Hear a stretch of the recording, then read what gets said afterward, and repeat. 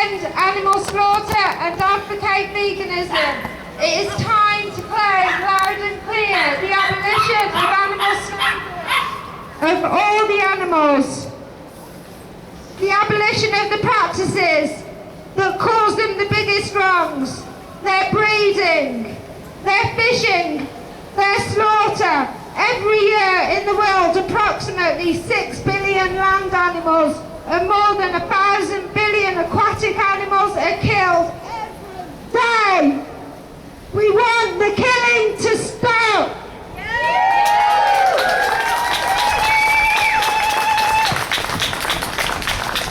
Can we have a big round of applause for West Midlands Animal Save?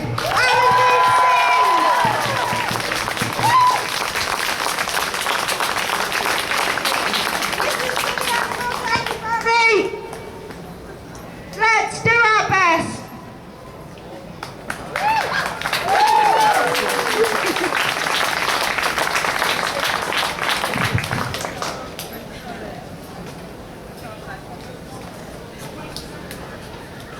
So I'm going to let you know about the Save movement, West Midlands Animal Save. Just before I do that, display over there with some skulls. The story behind them skulls is we were at Hogwood Farm, and across the way from the farm they were dumping the pigs in the field. All the dead and sick pigs were being dumped. The skulls there is the parent and the child next to each other. The tags were still there, and we were informed at the time by, I think it was local hunters, that's what Hogwood was doing. So that's the story about the skulls there. Right, the Save movement, controversial within the vegan community and the animal rights community.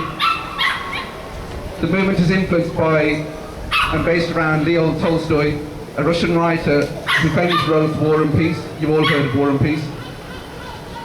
His non-violent approach also influenced Gandhi and Martin Luther King, and the Save movement is all based around non-violent approach to protesting and demonstration. Before embarking on his journey on vegetarianism, he attended a slaughterhouse, and in 1910 he wrote in his book A Calendar of Wisdom, "When the suffering of another creature causes you to feel pain, do not submit to the initial desire to flee from the suffering one. On the contrary, come closer, as close as you can, to her who suffers, and try to help her." Which is what the Save basically does. We come as close as we can to the animals and document the last moments of their lives. Thank you.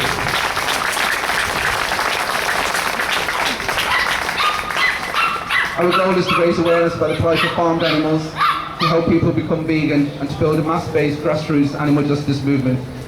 We focus mainly, but not exclusively, on farmed animals such as chickens, cows, pigs, sheep, at slaughterhouses and livestock auctions. The movement was started in Canada, in Toronto in 2010. A pig truck caught the eye of a human rights activist, Anita Crouchney, while walking her dog at a place called Quality Meat Packers. The company started in the 1800s, killing 6,000 pigs a day, which is 1 million pigs a year in one facility. It was in a residential area opposite a dog walking path. So she thought something has to be done about this. She started doing 3 vigils a week. 4 years later, the company eventually went bankrupt, and that meat packing place is there no more.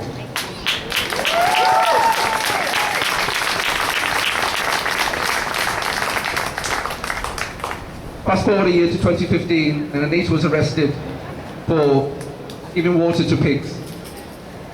The driver says he was going to report it to the police. She went and ended up in court in a 2-year trial. She was facing a 10-year sentence for criminal mischief. She got off, and this event spiraled the Save movement globally. Now in 2018, there are over 200 Save groups around the world, and all we're doing is one simple act: stopping trucks. That's all we're doing, and that process has got the industry shaking. On the 14th of February in 2017, the National Pig Association said that its members can't sleep at night due to the Save movement. We shine a light in the darkest corners of the industry. We're trying to save the future of the planet, the humans, and most importantly, the animals.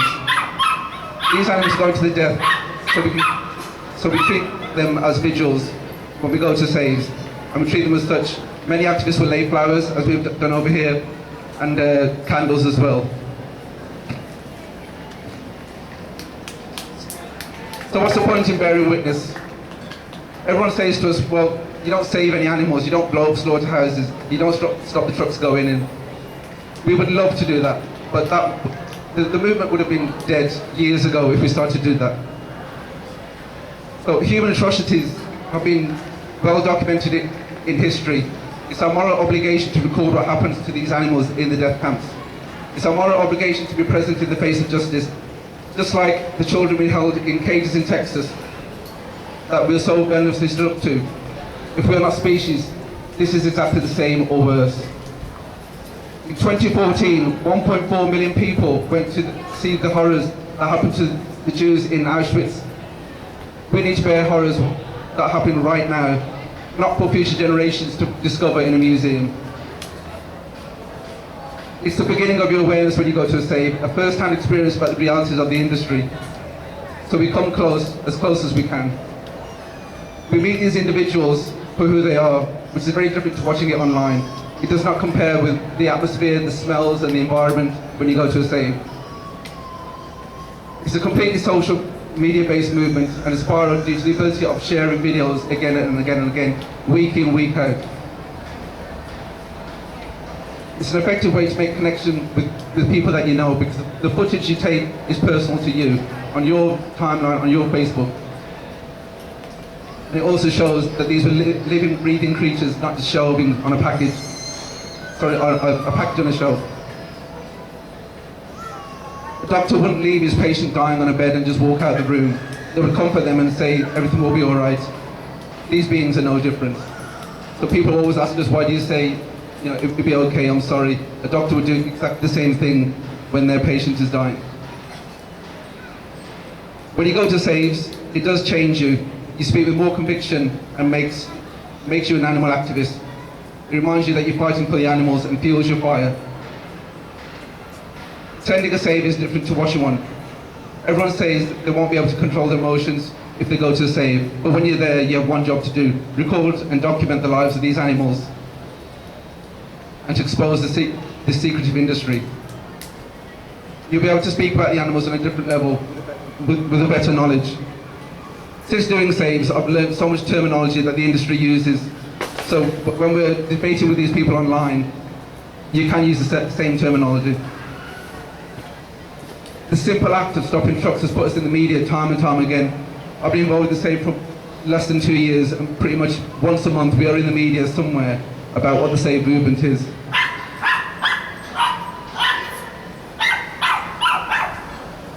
And also constantly sharing this footage on Facebook. People might not like your posts, but they are watching, they're constantly watching. People come up to you and say, I've seen your Facebook, I've seen the post. Them images of trucks going down the motorway will be embedded in everyone's head, and they will know what is in them trucks. So why do we go back every week? People say, how much footage can you take of a truck going in? For the year and a half I've been involved, every truck has a different story. There are animals that have been pissed all over, shat all over. Trucks are just broken and dangerous. A couple of weeks ago, we filmed a pig in Wolverhampton where it lost its eye. Its first glimpse of sunshine, and we couldn't even give him that properly. Only last week, there was a sheep in Dudley with all its fur had come completely off due to stress and scabs all over it. Every truck has a different story, which is why we come back time and time again to film these trucks. The image and footage we capture, you would never see otherwise. Vegans say they know what goes on in these places. You don't know.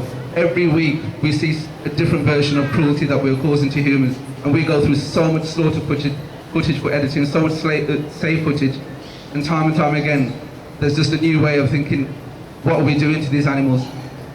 The new documentary Dominion I watched last week, and even in there, there's still new ways that humans find on how to abuse animals. We're exposing an otherwise very hidden, secretive industry which is outdated and has gone unchallenged for years. Farmers have been raping and taking cows away for years and years, completely unchallenged for generations, and then a bunch of young activists come along and say, no, what you're doing is wrong. So they are going to be angry, but we just keep coming back time and time again.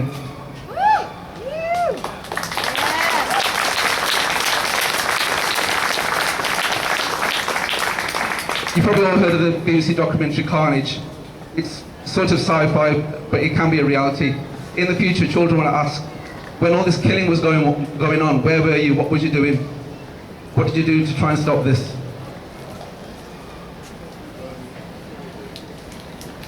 So, does the save animals?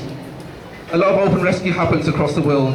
In December 2017, a calf and a horse was negotiating Buenos Aires on their first save. In November 2017, 7 chickens in Barcelona were saved. In May 2018, the latest rescue by DXC, 37 ill and injured chickens were saved. Leah Dolinger, an activist from Australia, has saved over 150 animals. These are to name a few. There's lots of other rescues that go on but aren't publicised for various reasons, which you probably all know. Animals do get saved in the UK as well, but like I said, they're not publicised at all. We have new members all the time. Some come once and some come again and again.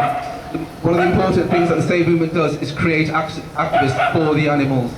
Well, most of the activists that come to Saves will do other things as well, and they're there purely for the animals. The West Midlands Animal Save was started in December 2016 by Maria Wilkes in Wolverhampton.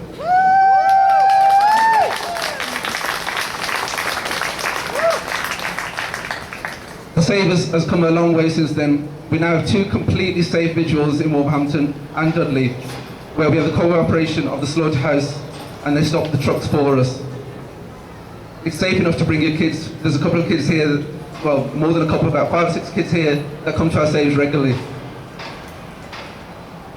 The third vigil that we have is in Birmingham City Centre called Pack Mecca, which used to be quite an aggressive save, but even that last week has turned into a non-violent vigil and is now classed as a safe vigil.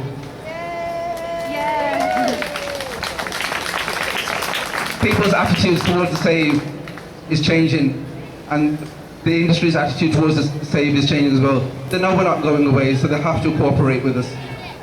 And that's because running around being violent. This movement has been going on for 8 years, and through cooperation we will expose this industry.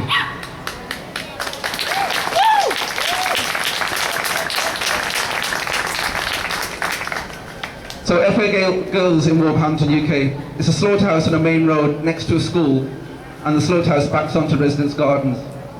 This one slaughterhouse in Wolverhampton kills 900 pigs a day. That's 250,000 pigs in 1 year. Non-stop, 5 days a week, bank holiday, Good Friday, it just carries on and on. The children that live in the area can't sleep because they can hear the pigs screaming from the slaughterhouse.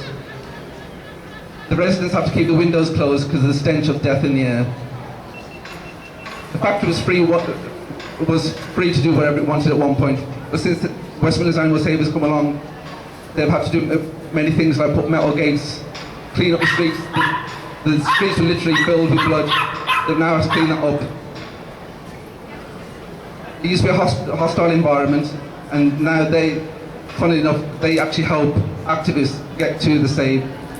They advise people what buses to catch, which is a long way from a couple of years ago where we'd get locked inside by the slaughterhouse for being there, or they'd call the police, they'd cancel the trucks, they'd cancel the day, which was success to us. They thought they were disrupting us, but if the slaughterhouse is closed for the day, that's one less day where pigs are being killed.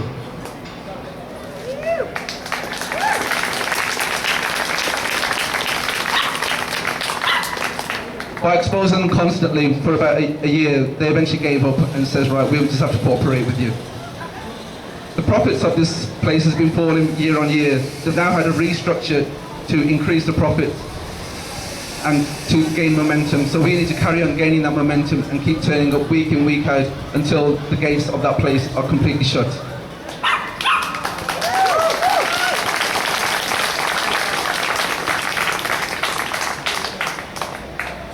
People ask, does the movement work just by recording footage of lorries? The LA Save, the police officer who was there from day one, he is now a vegan. His whole family is now vegan, and he now actually helps the Save movement. We've had non-vegans turn up and go vegan. every vegan that turns up, every person that turns up and goes vegan, they're saving hundreds of animals. For everyone, if I did this for a whole year and only one person went vegan, it's still worth it because that's 100 animals being saved. Many activists who attend our saves are vegan due to the saved footage, so they'll come back time and time again, and they're there purely for the animals. We get messages on our page all the time about how the footage has affected them. Slaughterhouse workers, truck drivers, and even some farmers have realised what they're doing and have actually left the industry. Farmers, hunters, and slaughterhouse workers all watch our page and see what's going on. While the venoms are commenting on our page saying bacon and stupid other remarks, what they don't realise is the more and more they comment on our page, the more and more it shows up on their page, and non-vegans are seeing the footage.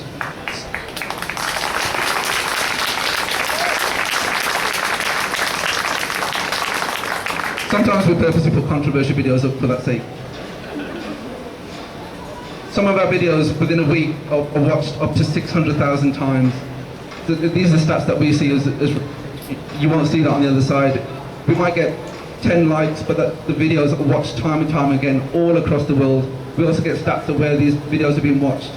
And the majority of it is in the UK, but each save page is globally. So them stats are just for Westminster Animal Save. There are hundreds across the world. Every day, millions and millions of people see that, and it does affect them.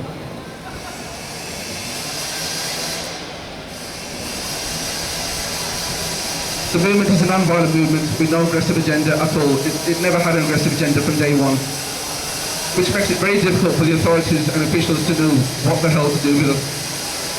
We come week in, week out. The police come, they turn up, they just don't know what to do because it's a peaceful, non-violent approach. And the reach we're getting is wider and bigger because of social media. So what effects has the Save movement had on animal rights? DXE now has a Save element to their activism where they run funeral processions and lay flowers in the slaughterhouse. Sea Shepherds send their volunteers to save in preparation for the dolphins at the cove.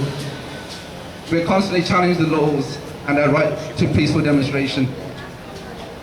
You constantly use Save footage as up to date and up to minute footage. We're constantly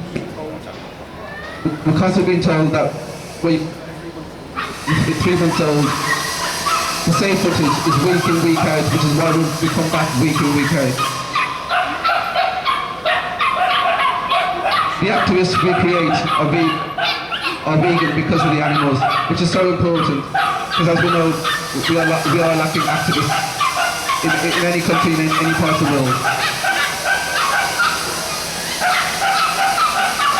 And it's also important that it's for the animals.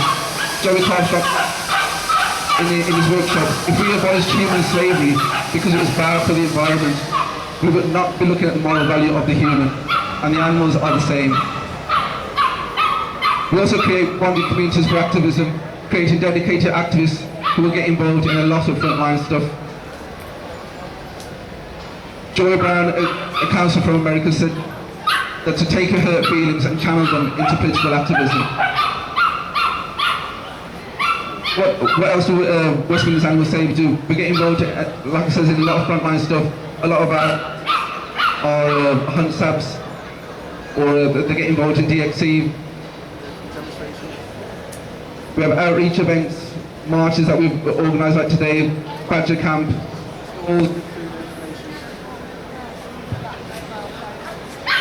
We help businesses to go vegan as well. In Wolverhampton, where FA Grills is, the big slaughterhouse, right behind there is a pub that was completely meat. That pub now has 40 vegan options, which is right next to a slaughterhouse. And people go in there trying the vegan dishes and just completely amazed. That is autumn activism that is going on.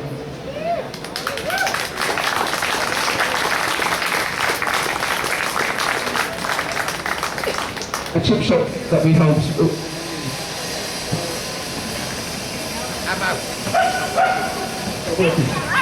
Yeah. A chip shop that we helped have a vegan menu was a meat eating chip shop for 30 years. It's a generational chip shop. in January, we launched a vegan menu, and now that chip shop, before then didn't even know what the word vegan is now telling people, this is vegan fish, this is vegan food, and doing the activism for us. The times are changing, and people are becoming more and more accepting to the vegan way of life.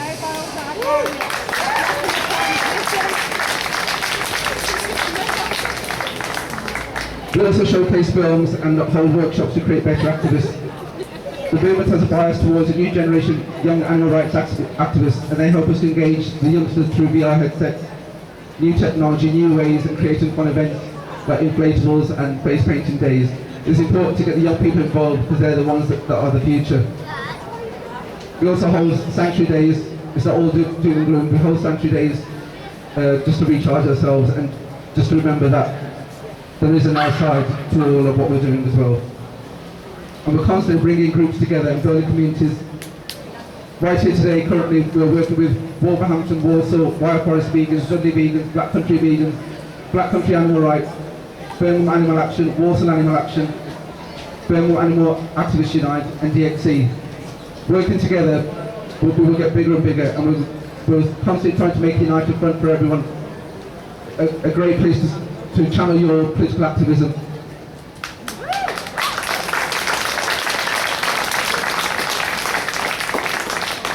By having a united front, Wolverhampton is one of the most successful earthlings in the UK.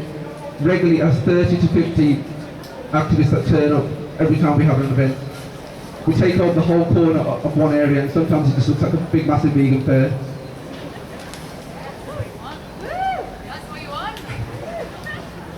We also work with bigger organisations, for example PETA, and today Viva is here as well.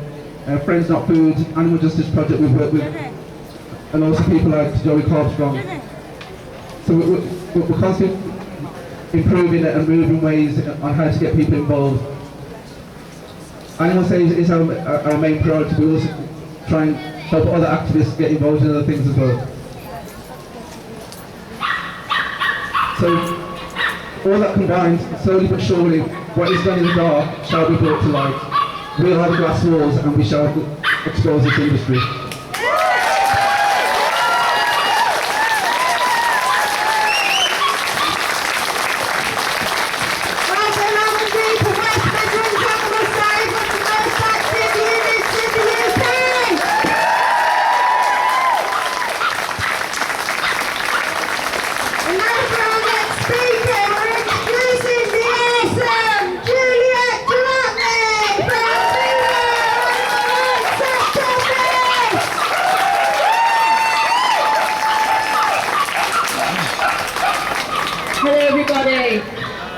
Thanks very much for inviting me and for everyone giving up your time today. Can you all hear me? Okay, good.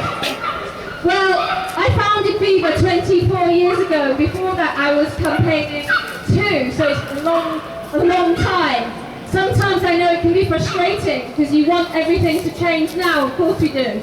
But I've seen massive strides taken within this movement.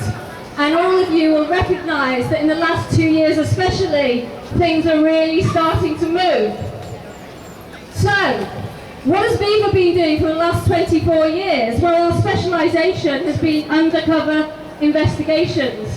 And practically every time we've gone inside some place and filmed, we've got that placed within national media. So each time our aim is to get what is happening to British animals out there to the British public so that they cannot turn away any longer, cannot pretend that somehow, because we are British, these animals are safeguarded.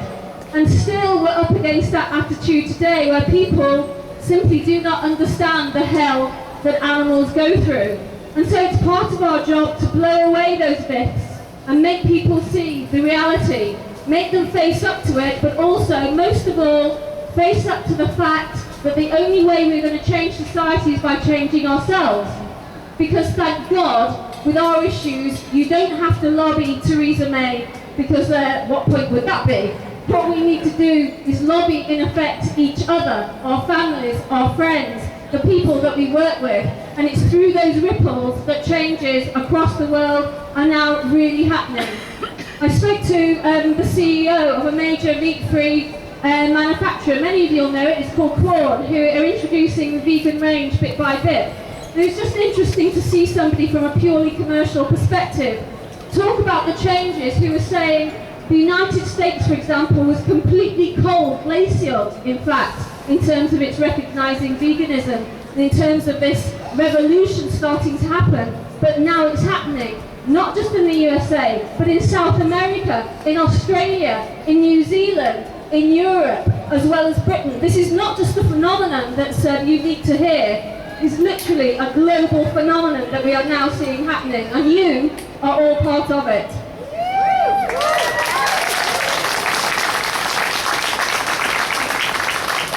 There's a food magazine, some of you will know, that just goes to the food industry. It's very well respected, called The Grocer. And literally 2-3 weeks ago they did a big survey within the UK to find out why food manufacturers are shifting towards vegan alternatives now. As you'll recognise, it's actually out there, it's tangible, it's happening on every high street now. And in the UK, 67% of the British public now eat meat, they eat animals less than half a week.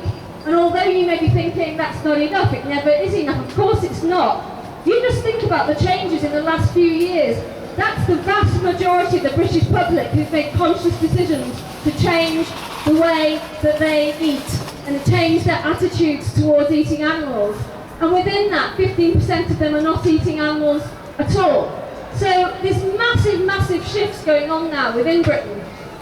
So just to give you a couple of examples, I was asked by the Save movement today and by Birmingham Animal Action to just mention a little bit about Hogwood and about our dairy campaign.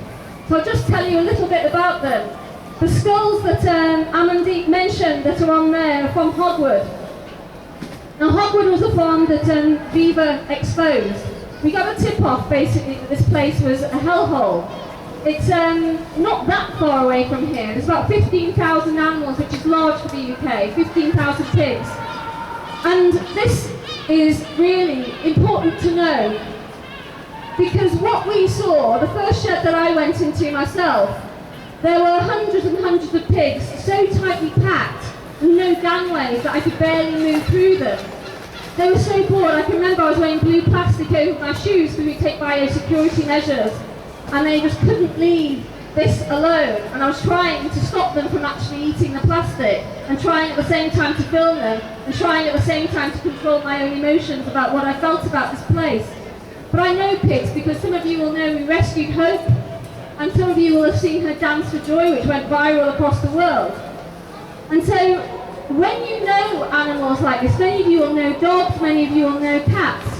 And of course, when you expand that knowledge and you let pigs inside your heart, and you let cows, and you let chickens, and let ducks, and you know that they're all individuals, they all have their own feelings, their own desires, their own emotions, their own needs, their own friendships, their own family relationships. And I went in there, and these pigs were about 3 months old, and you could see in their bright eyes on all these faces, you could just sense, and I don't really know how to put this into words, it's a feeling, but I'll try. You could sense that these animals had an awareness that there was something better out there, and that I was somehow related to that something better. I wasn't one of the blokes that went in there and talked to them and abused them, and that was all they used to. They knew something different was going on. They didn't know what, of course. And it's hard, it was real, a tangible sense that there's something better, there's potential, life has potential. And I cannot tell you how heartbreaking it is to know that in fact their lives would never fulfill any of their potential. And you were inside there filming this and recording it. And yes, it got in the national press.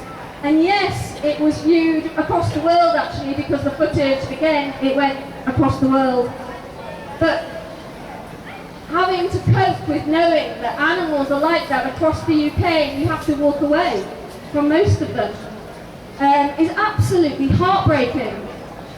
And it's heartbreaking partly because, of course, it's completely and utterly unnecessary. And you, I think, and myself as well, you have to remember what it was like. For me, it's a very long time ago. For some of you, it might only be last week, it might be a year ago. what you felt like when you ate meat, when you ate eggs, when you ate dairy. What was it that tipped you into changing? What was it? What kind of person, what kind of things that they said was most likely to have an impact on you? I mean, I have found that different people respond to different messages. There is no silver bullet. But certainly we, as Viva, we know we've changed. You know, we've gone into, I don't know, probably millions of people now because of all the messages we've got back from people telling us that they've changed through seeing this animal suffering. It's really important that people know the truth, that they face up to it. Because what you'll find is that they'll think that all this is illegal somehow in the UK. And one of the things we did with Hogwood and the other pig farms we went into was do talks to groups that were largely composed of meat eaters, dairy eaters, and say to them, look, this is legal, this is what these farms get away with every single day in the UK, and over 90% of pigs are kept in factory farm conditions. And people are really shocked by that. You turn to chickens, almost 100% of them are intensively farmed. And the poor chickens, how little people care about chickens compared to pigs and compared to lambs and compared to cows. Because we're limited in our imagination to know what it's like to be a chicken because we're not birds. They're highly intelligent, sensitive animals, and yet we treat them in such appalling ways and they're killed as babies at just 6 weeks old. These animals feel empathy, we know that. They feel all the range of emotions that we do, and yet we just dismiss them as commodities and sell them for £1.64 in supermarkets. And it's just appalling. And yet, as I said, times are changing.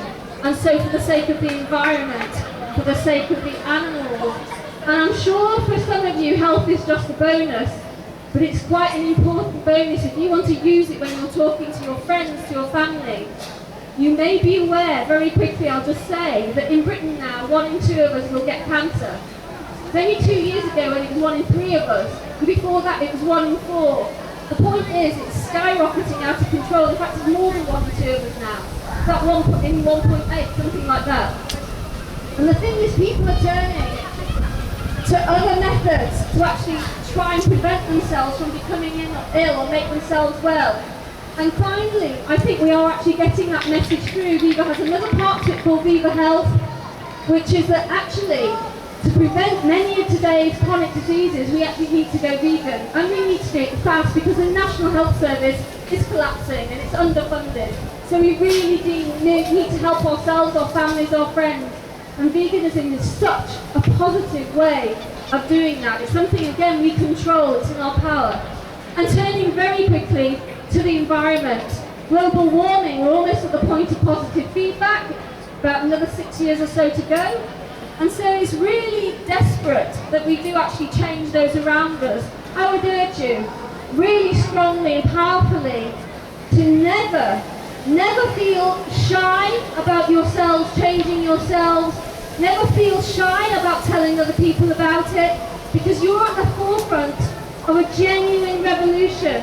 Mahatma Gandhi, Martin Luther King, Emmeline Pankhurst, they all went through the same things in terms of social movement, of being ignored, of being ridiculed, and then finally you're starting to make the breakthrough.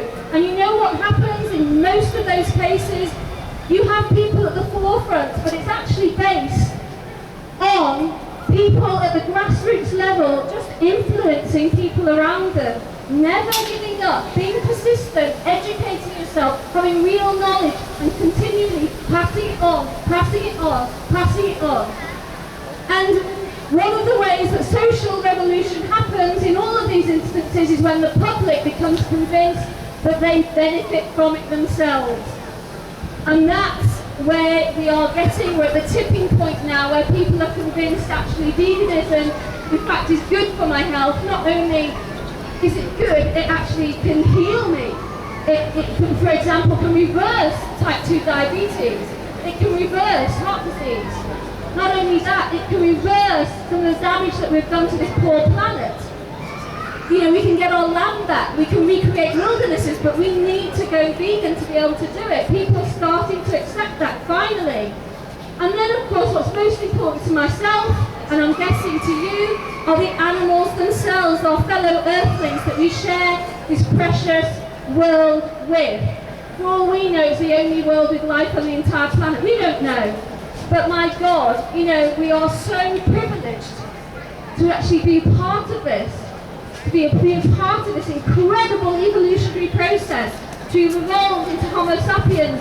And by God, we need to take that privilege seriously and to protect each other and protect our fellow earthlings. And we need to do it now. Thank you.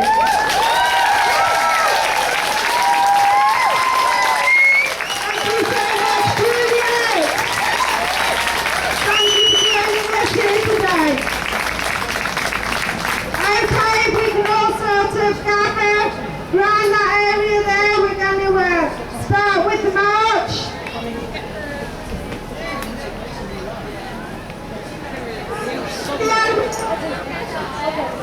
And we need one volunteer to stay with the stalls.